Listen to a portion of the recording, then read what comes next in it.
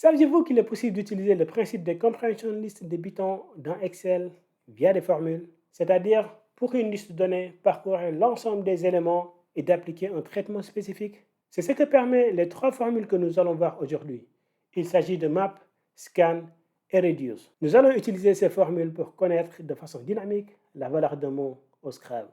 Voyons voir ce que ça donne. Pour connaître la valeur numérique de chaque lettre, j'ai simplement demandé à ChatGPT de me faire un tableau avec la valeur numérique de chaque lettre au Scrabble en français. Et voici le résultat que j'ai tout simplement copié et collé dans Excel. On va partir d'un premier mot qui est addition. Nous allons dans un premier temps l'éclater par lettres.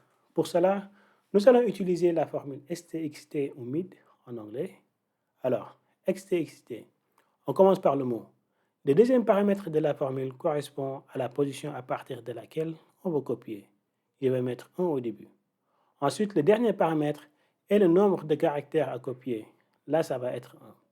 Si on change le deuxième paramètre pour mettre 2, vous voyez que la formule va sélectionner la deuxième lettre de notre mot. Donc, on a besoin à ce que ce deuxième paramètre commence de 1, 2, 3 jusqu'au nombre de caractères que contient notre mot. Et c'est la formule séquence qui va nous permettre de faire cela. Séquence de 10 va nous compter de 1 à 10. Dans notre formule STXT, on va mettre à la place séquence, mais du nombre de caractères que contient notre mot. Maintenant que nous avons splitté notre mot en lettres, on peut à présent mettre en face la valeur de chaque lettre en utilisant la formule map.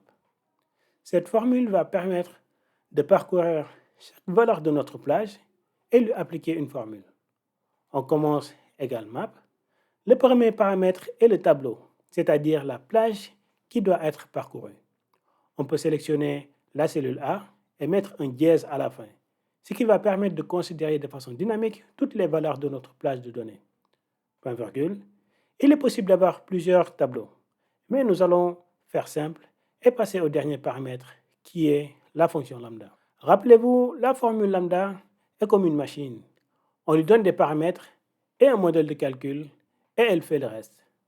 Dans notre cas, la formule map va prendre notre plage de données et sélectionner chaque élément qu'il va passer à la formule lambda et ce dernier va faire le traitement. Le premier paramètre qui va lui être fourni est la lettre de chaque cellule. On peut donc la nommer lettre. Le nom n'a pas trop d'importance.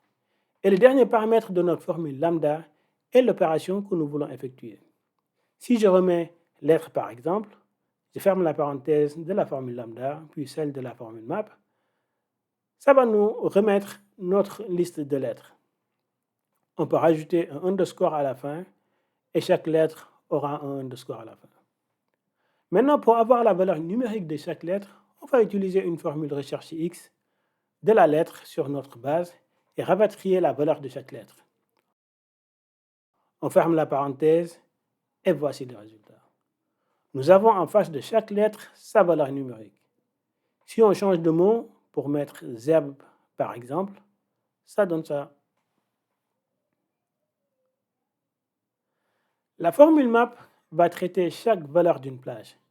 La formule scan, quant à elle, aura un statut de début et un statut de fin. C'est-à-dire que l'élément traité à une étape servira de base pour l'étape suivante. On va commencer scan. Le premier élément va être notre valeur de départ. Étant donné que nous allons cumuler les valeurs de chaque lettre, on va commencer par la valeur 0 comme départ. Ensuite, le deuxième paramètre va être notre plage de données à parcourir. On va de nouveau mettre notre référence de cellule avec le dièse. Et le troisième paramètre va être de nouveau la formule lambda.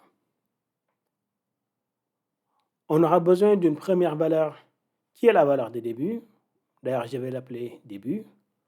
Ensuite, comme précédemment, on aura une deuxième variable, lettre, qui va représenter chaque élément de notre plage de données.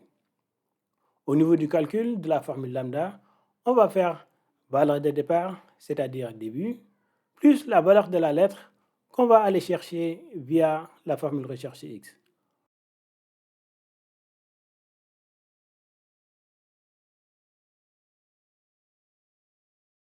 Nous avons toutes les étapes de calcul et à la fin, nous avons la valeur numérique de notre mot.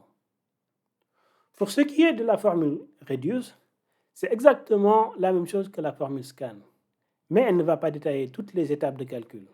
Elle va donner directement la valeur finale. Je vais tout simplement copier et coller ma formule à côté.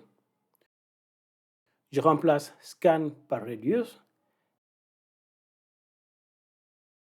et voilà le résultat. Vous savez à présent comment fonctionnent ces trois formules qui pour moi donnent une autre dimension à Excel. J'ai déjà en tête un projet qui serait intéressant. Restez connectés pour voir la suite. Vous avez dû remarquer ce joli t-shirt que je porte aujourd'hui qui est un cadeau de la part de mes anciens collègues. Je tenais à leur dire merci et big up à la Dream Team. Et je vous dis à tantôt sur votre excellent.